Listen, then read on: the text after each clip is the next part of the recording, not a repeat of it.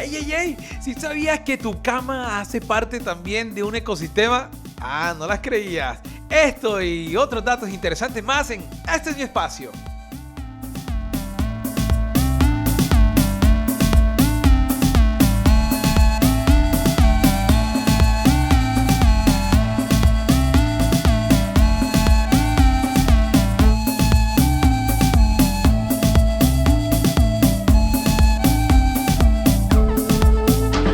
Bienvenidos a Este es mi espacio. El programa que enciende la chispa de tu curiosidad.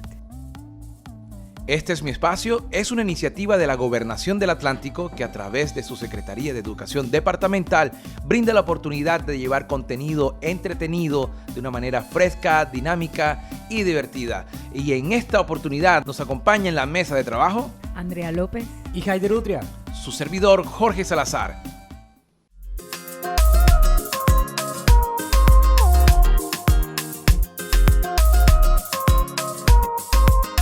Y esta sección, Mujeres en la Ciencia, permite el espacio para hablar de procesos e investigaciones científicas lideradas por mujeres. Mujeres que han hecho aportes supremamente interesantes e importantes en este campo y muchos más del conocimiento. Y en esta oportunidad hablaremos de una mujer que no es la excepción, es Jane Goodall. Muy conocida, entre otras cosas, porque incluso salió un capítulo de Los Simpsons. Controversial, entre otras cosas. Pero, ¿qué hizo Jane Goodall para ser tan popular? Yo quisiera iniciar esta conversación dejando en el tintero una pregunta que nos da apertura a entender por qué estas contribuciones de Jane Goodall son tan importantes para la ciencia. Y es, si somos las criaturas más inteligentes en el planeta, ¿cómo es posible que lo estemos destruyendo?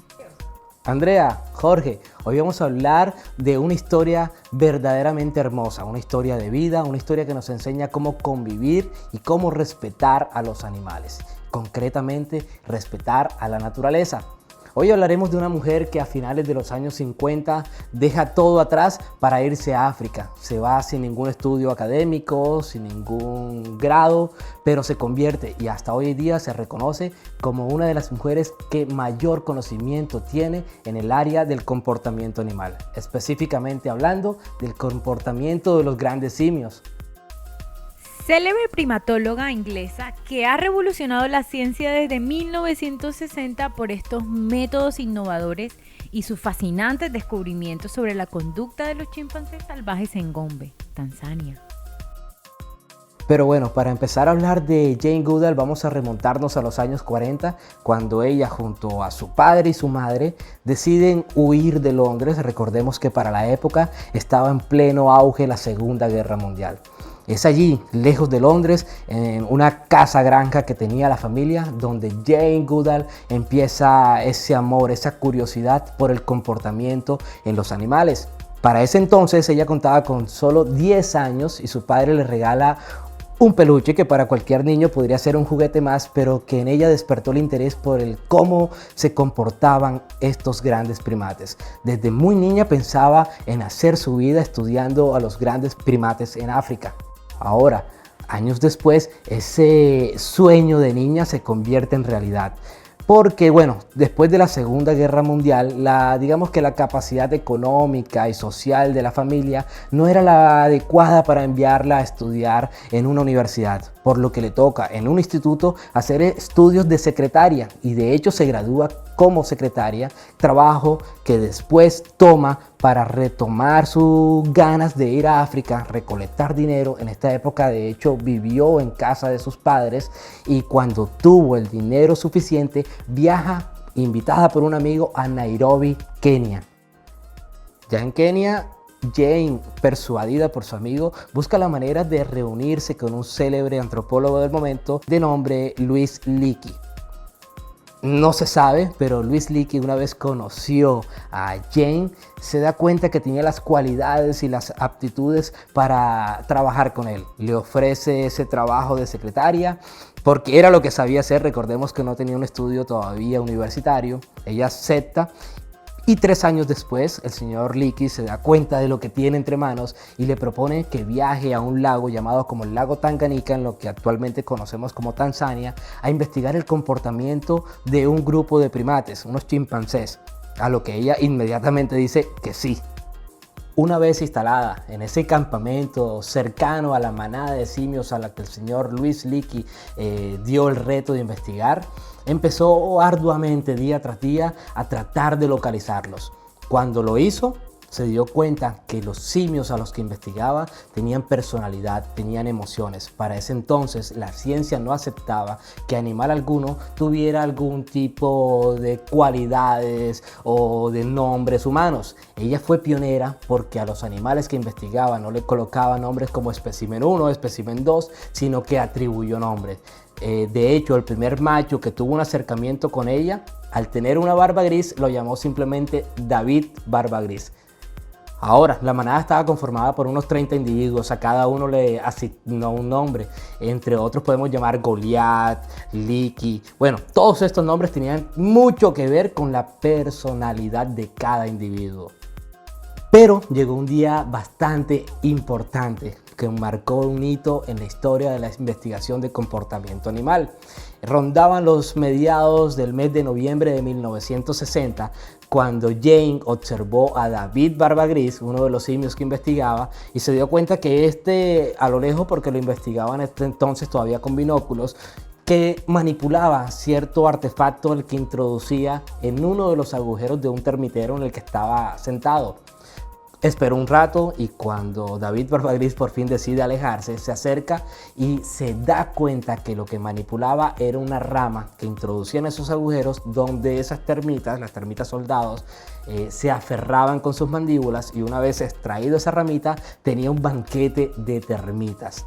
En ese momento se marca el hito, porque hasta ese entonces se creía que el hombre, y solo el hombre, podría utilizar herramientas. Ella se da cuenta que no es así, sino que los primates superiores, llámense orangutanes, chimpancés y gorilas, podían manipular. Y no solo manipular herramientas, podían manufacturar herramientas, fabricaban herramientas.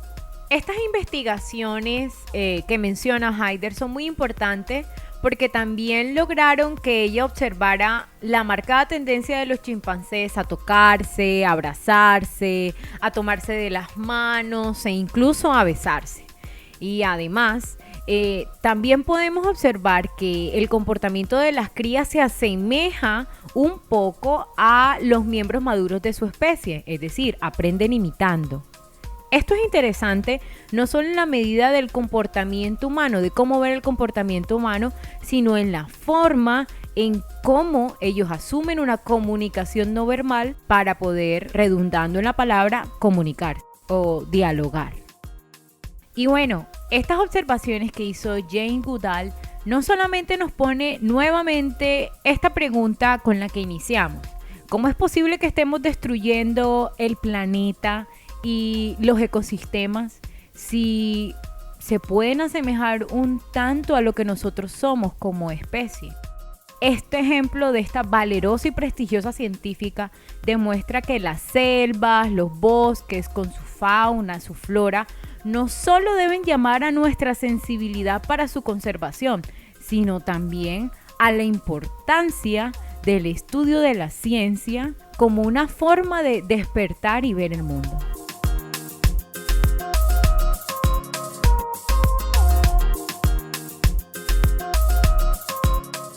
Una vez descubierto esto de que nosotros, los seres humanos, no somos los únicos seres inteligentes que podrían utilizar herramientas, se lo comunica al señor Louis Leakey. Recordemos que era su jefe y este se sorprende tanto del descubrimiento de su alumna que de una se pone en marcha a buscar recursos para que esa investigación de campo no dure 6 meses como inicialmente se tenía previsto, sino que dure lo que tenga que durar. Esa investigación duró un poco más de 2 décadas. Hoy día ostenta ser la investigación de campo más larga en toda la historia de la investigación científica. Pero el señor Louis Leakey quería que esa investigación, una vez descubierto esto, se extendiera, ¿no? Y es por eso que busca recursos. Por ayuda y por influencia de ese tutor que era el profesor Leakey, entra a estudiar a la Universidad de Cambridge la maestría o el doctorado de etología. Ahora, antes de terminar con esta fascinante historia de Jane Goodall, es importante saber qué es la etología. Y es que es la ciencia que ni más ni menos estudia la conducta o el comportamiento de las diversas especies animales, incluidos el hombre en su medio natural. Esto es importante porque, nos estudiamos, nos conocemos y sabemos cómo podemos contribuir a la protección del medio ambiente y sus ecosistemas. Y esta de verdad es una historia que me ha llamado muchísimo la atención, sobre todo por todos esos matices que tiene implícito en la carga de esta historia fascinante. No solamente desde el punto de vista de la motivación, de lo que nos provoca ser a nosotros como ciudadanos del mundo, como seres humanos, como estudiantes, en nuestro aporte hacia la humanidad. Yo creo que aquí la lección también es importante a la ciencia a sí misma. La ciencia para que reconozca la importancia de reinventarse a sí misma y reconocer que no lo sabe todo. En ese sentido, es importante que los científicos e investigadores lleven implícita esa carga de humildad en sus investigaciones para que reconozcan e incluyan la carga de interdisciplinaridad que es importante para la generación del nuevo conocimiento.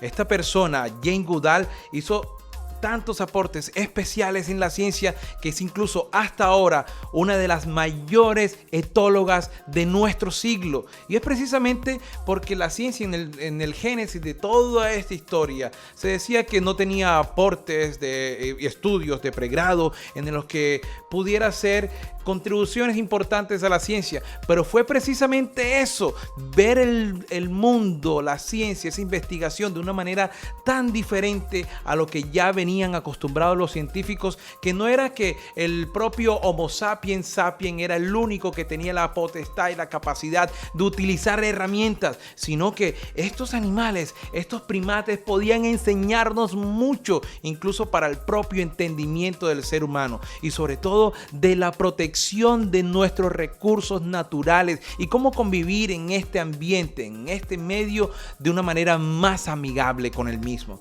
Yo pienso que Jane Goodall es una de las mujeres más importantes en la ciencia por todos esos aportes, todo eso que hizo y sobre todo por lo humilde que nos hizo reconocer el aporte científico desde la interdisciplinaridad.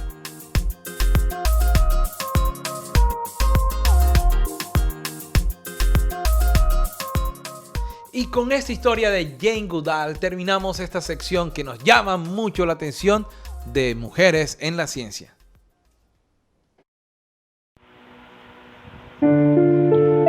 Yeah. En este capítulo te voy a hablar de una mujer incomparable que se adentró en la selva y dejó su vida común para contribuir a la ciencia. Quiero que escuches detalladamente lo que te voy a decir y conozcas más de ella. Dice: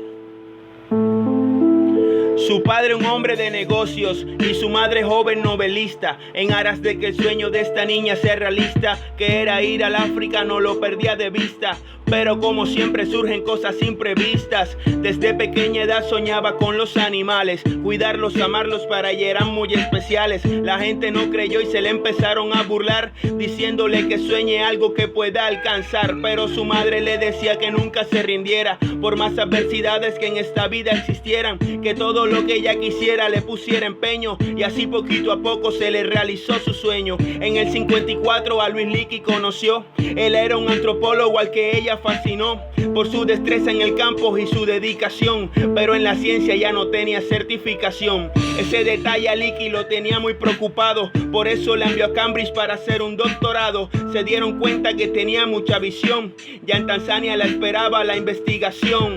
Tenía que ver el comportamiento del chimpancé, las cosas que no hacía y las que podía hacer. Pero quién diría que este la iba a sorprender, practicaba la manufactura como cualquier ser. Yeah. Impresionante cómo un simio se puede parecer en cualidades a nosotros. Por eso ella luchó, dice: desde allí es la defensora de los animales, no le cambia el pensamiento, menos ideales. Hoy se convirtieron sus sueños en realidades. Para mí un simio es amigo, ya no son más animales. La reina de la selva, como ella no hay igual. Este capítulo dedicado a Jane Goodall. Sí, Jane de la selva. Yin de la selva. Yeah.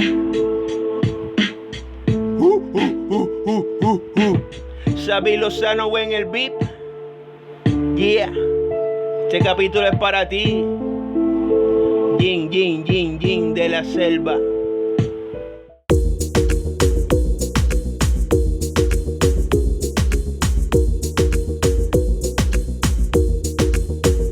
¿Dónde lo viste? Y como siempre, en esta primera investigación de ¿Dónde lo viste?, aprenderemos un tema específico. En esta oportunidad hablaremos de los ecosistemas, pero algo que me llama mucho la atención, por supuesto, teniendo en cuenta en este concepto de ¿dónde lo viste?, hablaremos de los ecosistemas, pero un ecosistema sobre todo muy atípico, un ecosistema del que no se habla mucho en particular, y es el ecosistema que habita con nosotros siempre en nuestros sueños. Y es que más allá de lo que uno tendería a pensar, cada vez que nos dormimos, no solamente estamos durmiendo con nuestra almohada o tal vez con nuestra pareja, estamos durmiendo también con un montón de seres que nos acompañan. Pero no se preocupen, no es nada del otro mundo, es que en nuestra cama también habita un ecosistema. Pero, ¿qué es un ecosistema y por qué estamos viviendo con eso? Bueno, pero un ecosistema en nuestra cama, o sea, un conjunto formado por seres vivos y elementos no vivos del ambiente relacionados entre ellos en mi cama, debajo de mi almohada, donde reposan mis pensamientos.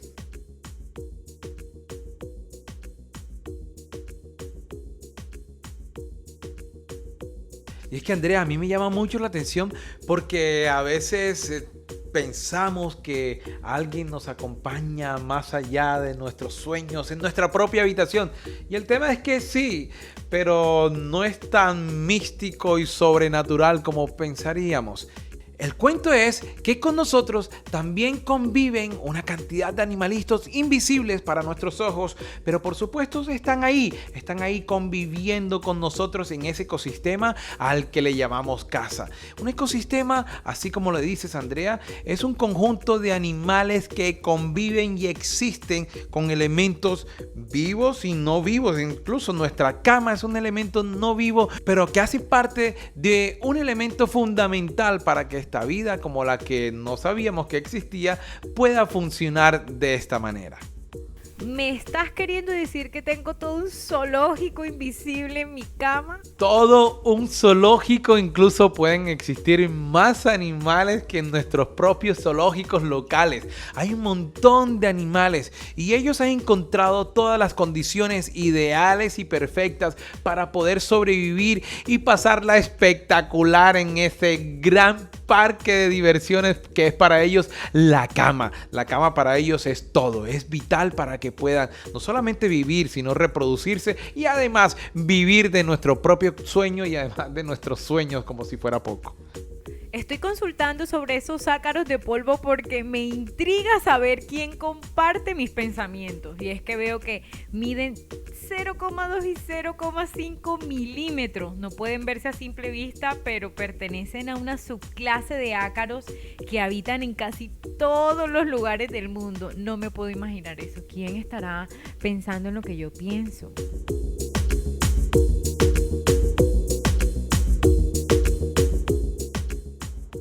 Bueno, ahorita escuché el término zoológico y me despertó mucho la curiosidad saber que cuando asistimos a uno de estos lugares encontramos muchas especies animales. Es decir, en nuestras camas, aparte de los ácaros, encontramos otras especies animales. Y de hecho sí, investigando un poco me di cuenta que no solo son los ácaros, sino encontramos arácnidos, insectos, algas, hongos, bacterias, un montón de especies animales que comparten nuestro lecho con nosotros. Y a que no adivinen de qué se alimentan. Se alimentan, en el caso de los ácaros, de nuestras células muertas. Esas células muertas de nuestra piel que caen es el alimento, es lo que le da la energía para seguir en ese ecosistema al que llamamos cama. algo supremamente espectacular y que hay que aprender a vivir con eso es que no queremos de alguna manera tratar de satanizar el lugar donde vivimos, vemos televisión, dormimos, hacemos nuestra siesta. No, es absolutamente normal convivir con esos animales y ese ecosistema al que también podemos denominar que es la cama. En la cama habitan tantos animales que no hay lugar ni colchón en el mundo que se salve a este tipo de situación. Entonces hay que vivir con ellos porque desde el inicio de nuestra especie como seres humanos siempre hemos habitado y convivido con estos pequeños amigos.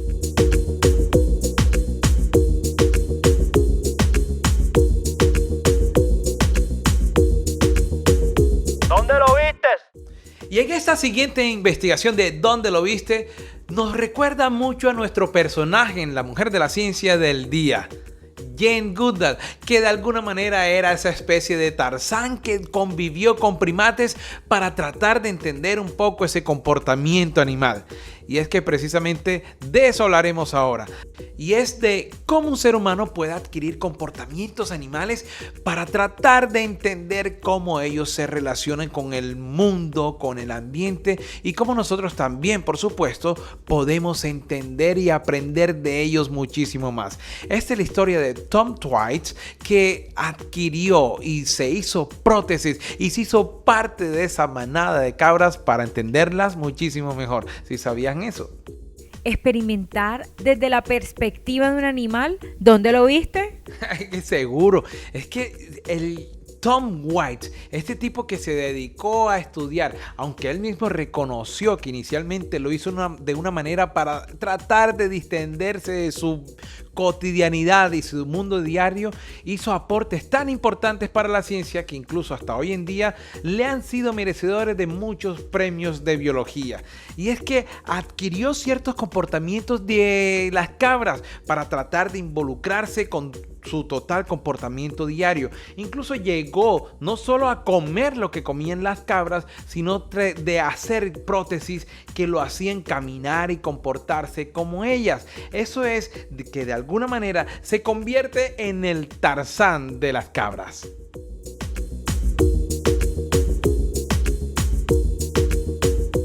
Bueno, pero para saber un poco más lo que hizo Thomas Twight, tenemos que saber que tenía muchos conocimientos en varias áreas y entre esas la biología, y además fabricaba prótesis. Mezcló ese par de conocimientos y por alguna razón se preguntó cómo sería la vida de una cabra en las montañas. Entonces fabricó una serie de prótesis que de cierta manera ubicaban su posición natural como una cabra, es decir, caminaba, se desplazaba, la locomoción era totalmente como lo haría una cabra. Se movía como una cabra, se alimentaba como una cabra, realizaba todas estas actividades que haría una cabra. Andrea, tal cual lo escuchas, diseña estas prótesis porque quería sentir lo que era ser una cabra, y la prótesis de alguna manera permitían esa posición propia, natural de una cabra. Y en cuanto a la alimentación, sí, llevó un heno, un pasto, pero que ese pasto era especial.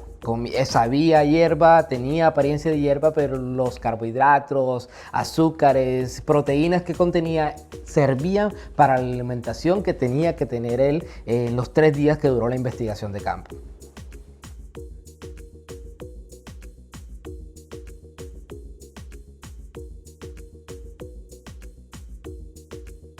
Y es así como Tom Twight, junto con su equipo de colaboradores, recibe el premio de Ig Nobel, que no es más que una suerte de premio Nobel que reciben de genuinos premios Nobel de la Universidad de Harvard. La Universidad de Harvard, recordemos que es algo así como el Real Madrid o el Barcelona de todas las universidades del mundo. Es la mejor universidad o de las mejores universidades del mundo y ofrecen este prestigioso galardón que se entregan a investigaciones que pueden rayar en lo absurdo, inverosímil y tal vez en lo ridículo. Y esto es ¿Dónde lo viste?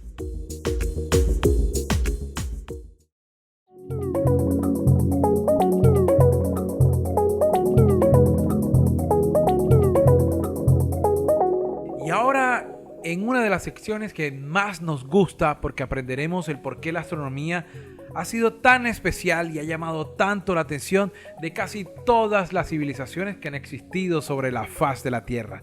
Con ustedes, el profe Alf nos va a fascinar con todo esto que tiene para contarnos el día de hoy.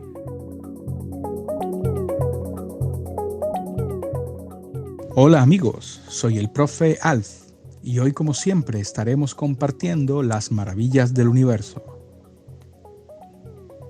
Dicen que la astronomía es la más antigua de las ciencias, existente desde cuando el hombre primitivo fue capaz de levantar su mirada, maravillarse y hacerse preguntas que apenas hasta ahora ha comenzado a responder. ¿A que no sabías de dónde han salido los nombres de los días de la semana y qué tienen que ver con la astronomía?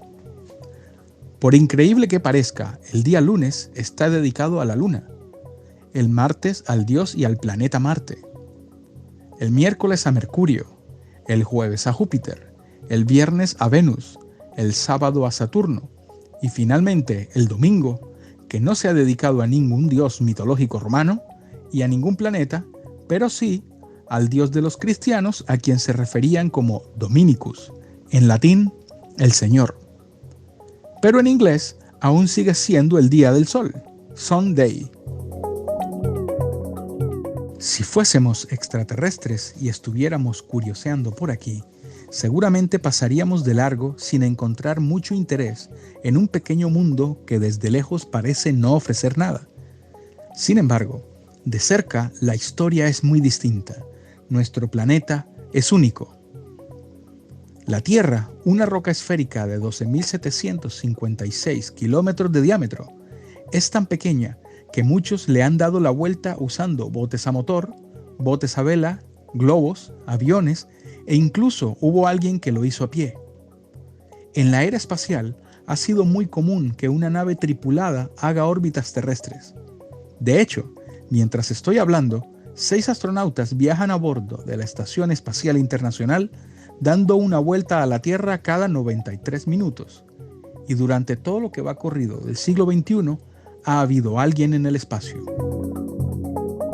Si tenemos buen horizonte, paciencia, cielo despejado y tal vez un poco de suerte, quizá podamos ver a Mercurio.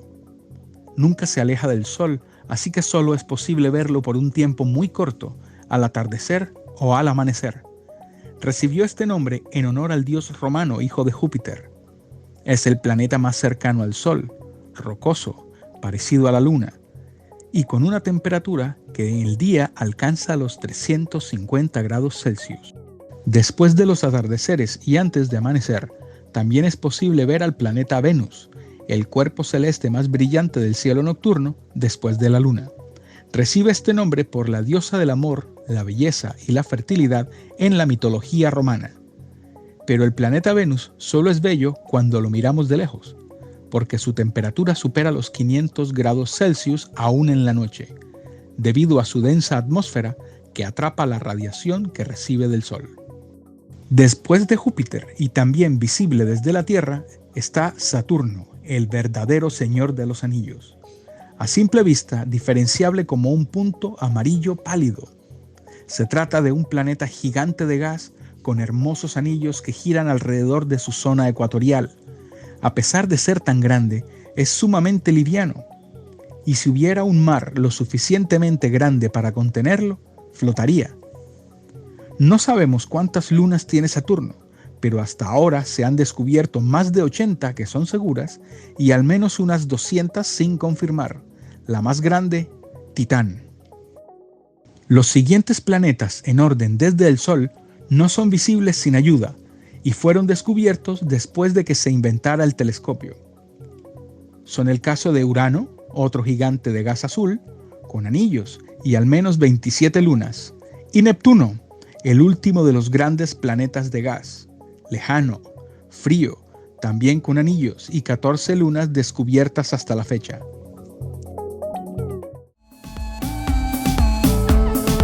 Y esto ha sido todo en esta ocasión de Este es mi espacio. Esta es una iniciativa de la Gobernación del Atlántico que a través de su Secretaría de Educación Departamental ha querido llevar estos contenidos de una manera fresca, amena y divertida. Esto ha sido todo en esta oportunidad y nos vemos en la próxima.